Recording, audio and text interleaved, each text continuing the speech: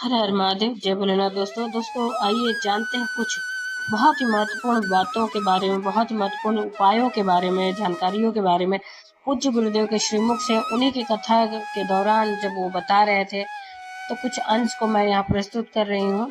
तो चलिए सुनते हैं उन्हीं के श्रीमुख से बहुत ही महत्वपूर्ण जानकारी। फोड़कर उसके अंदर का फल निकालकर उस फल को शिवलिंग पर चढ़ाकर एक लोटा जल शंकर भगवान को समर्पित कर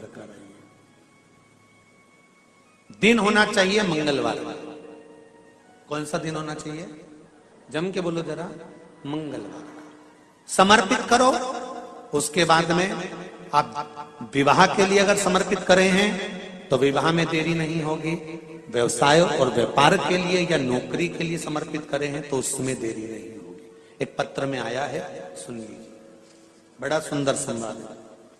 शिव महापुराण की कथा कहती है, मंगलवार को अगर शिव जी के मंदिर में, शंकर के मंदिर में जाकर एक लोटा पानी चढ़ाया जाता है तो हमारे कार्य में उन्नति होती है।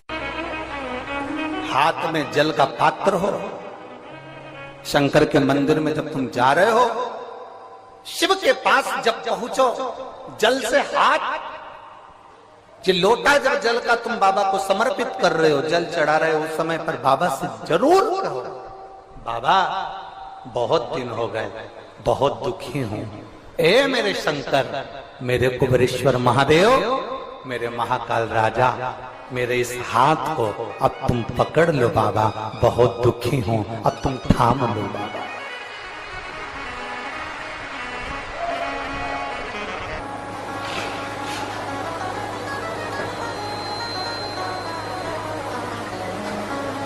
शिव महापुराण की कथा यहां तक कहती है कि यदि आप कोई मंत्र, साधना, व्रत, उपास कुछ भी नहीं जानते तो बेलपत्री के वृक्ष के नीचे एक लोटा जल चढ़ाओ, प्रदोष की प्रदोष, एक घी का दीप लगाओ और बेलपत्र के वृक्ष के नीचे की मिट्टी का ही तिलक लगाओ।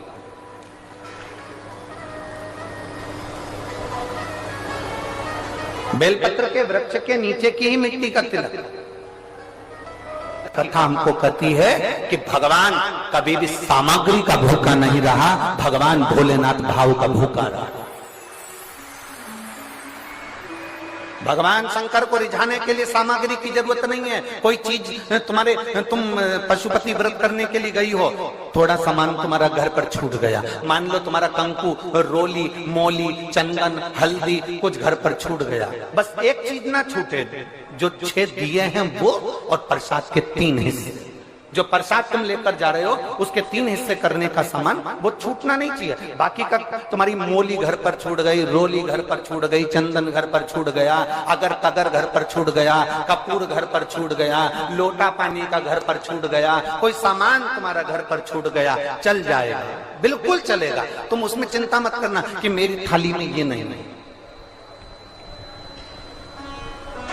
गणगौर की पूजन करने जाती हैं माताएं, इधर गणगौर होती है कि नहीं होती हमको नहीं मालूम।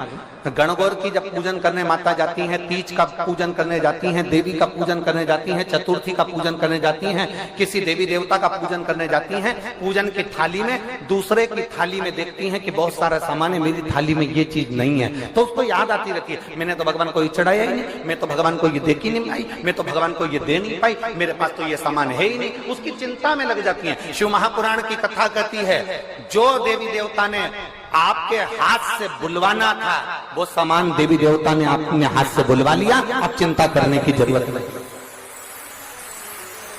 आप ये टेंशन मत लो कि मेरी थाली में ये नहीं है, मेरी थाली में ये है, ना ना, आप तो भगवान के भरोसे छोड़ दो कि तूने जो कहा मैं वो लेकर आ गया, तूने जो मुझे बुद्धि दी उस बुद्धि से मैं लेकर आ गई, तूने जो मुझे आज्ञा करी मैं वो लेकर पहुंच गई। अब मेरे पास में ये नहीं कि मैं ये भूल गई, मैं ये रह गया।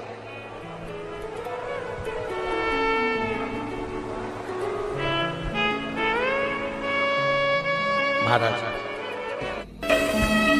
कोई व्यापार नहीं चलता हो, दिक्कत आ रही हो तो हनुमान जी के दूसरे नंबर का भाई गतिमान का स्मरण करो, हनुमान जी के उल्टे पांव का सिंदूर लाकर गतिमान का नाम लेकर स्वस्तिक बना दिया जाए व्यापार वाली जगह पर, तो व्यापार अच्छा चलने लगता है महाराज। कोई व्यक्ति पैसा खा गया, नहीं दे रहा, बहुत परेशान हो गए, मांग मांग कर दे गए, नहीं दे रहा, हाथ जोड़ लिए, पांव जोड़ लिए, सब कुछ कर लिया, नहीं दे रहा, तो हनुमान जी के तीसरे नंबर का भाई रतिमान, रतिमान, गतिमान, रतिमान, रतिमान का नाम लीजिए।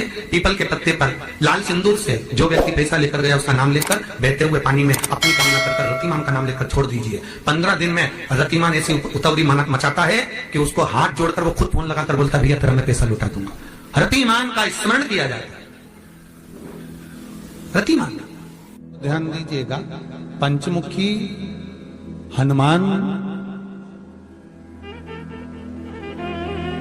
का एक स्मरण, पंचमुखी हनुमान का एक भाव।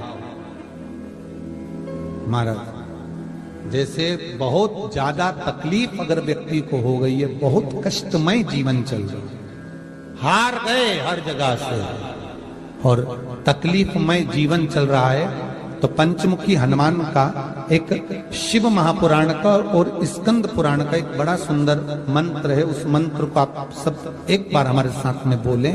ओम नमो हनुमते रुद्र अवताराय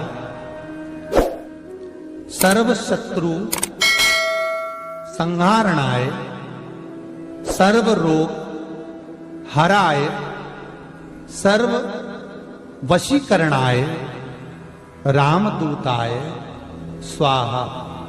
बस इस मंत्र को हाथ में काली तिल लेकर, एक जौ लेकर और गूगल लेकर, थोड़ा सा उसमें गाय का घी डालकर, कंडे को या अग्नि को जलाकर इस मंत्र का 11 बार 21 बार जाप कर कर अपनी कामना कर कर छोड़ दीजिए। कैसा भी रोग हो, बीमारी हो, कष्ट हो, दुख हो, तकलीफ हो, 21 दिन के अंदर वो आनंद आना प्रारंभ कर देता है। इस मंत्र, स्कंद पुराण का, शिव महापुराण का यह मंत्र मूल पंचमुखी हनुमान सुख देंगे। और एक और चीज याद रखिए महाराज, यदि कोई काम के लिए जा रहे हो, कोई व्यापार के लिए जा रहे हो या नौकरी करने के लिए जा रहे हो और लगी नहीं रही, बहुत तकलीफ पा रहे हो, सर्विस ही नहीं लग रही, बहुत कष्टमय हो गया, तो निवेदन करूंगा 5 पीपल के पत्ते पर बेसन के 5 लड्डू घर में बने हुए, गाय के घी के 5 लड्डू रख लो। उस लड्डू के बीचों बीच एक आटे का दिया और उसमें तिल्ली का तेल डालकर इसी मंत्र का प्रयोग कर कर पंचमुखी हनुमान का किसी भी हनुमान के मंदिर में जाकर, दक्षिण मुखी हनुमान के मंदिर में जाकर उसको रख कर आ जाइए। इसके बाद आप उस काम के लिए जाइए, आपका काम सफल हो जाएगा। आपको किसी को नहीं कहना पड़ेगा, कोई हाथ जोड़ना नहीं पड़ेंगे, किसी के पांव नहीं पड़ना पड़ेंगे, तुरंत काम होगा। बस इस मंत्र का स्मरण कर कर पंचमुखी हनुमान का भूतेश्वर जो मंत्र है वो सुख देने वाला।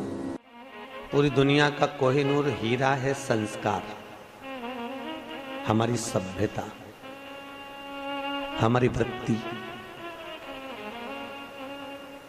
माता पिता कितने अरमान से पढ़ाते लिखाते हैं।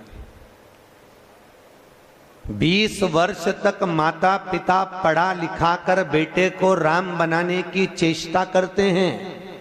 कितने वर्ष तक? 20 वर्ष तक। और 20 दिन की कुसंगति बेटे को रावण बना देती है। वो 20 वर्ष पर पानी फिर गया। तो उम्मीद करते हैं जानकारी आपको अच्छी और उपयोगी लगी होगी। अगर अच्छी और उपयोगी लगी तो एक लाइक छोटा सा अवश्य करिए। आप पहली बार मेरे चैनल पर आए तो मेरे चैनल को सब्सक्राइब करिए, बेल नोटिफिकेशन अवश्य दबाइए जिससे आने वाले वीडियो आपको समय से प्राप्त होते हैं। दोस्तों कोई भी प्रश्न या सुझाव कमेंट बॉक्स में लिख सकते हैं। फिर मिलते हैं दोस्तों एक नई जानकारी के साथ नए वीडियो में। तब तक के लिए जय भोलेनाथ, हर हर महादेव, श्री शिवाय नमस्तुभ्यम। धन्यवाद दोस्तों।